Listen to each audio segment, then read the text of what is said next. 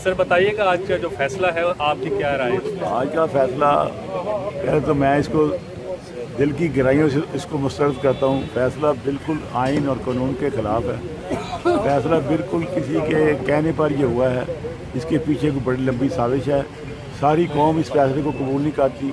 कोई जो पाकिस्तानी महबे वतन है, बल्कि आपस में पार्टियाँ अब कह रही हैं कि ये बड़ा जुल्म हुआ है। आप देखिए कि मरियम का कसूर ही निकला उसमें, उसको भी 7 साल टाँग दिए हैं। तो मियाँ साहब का क्या एक कितने साबित नहीं होता। मियाँ साहब की फ्लैट है, ठीक है, उनके पास एक कहते थे जी बच्चे थे, उनके पास कैसे पैसे आए, वो जवाब दे। मियाँ साहब की तो जदाद ही कोई नहीं, कोई लेन नहीं देन नहीं, और ये इतना जुल्म हुआ है। आप देखेंगे कि मियाँ साहब को जो फैसला है इसके खिलाफ कौम सारी उठ पड़ेगी।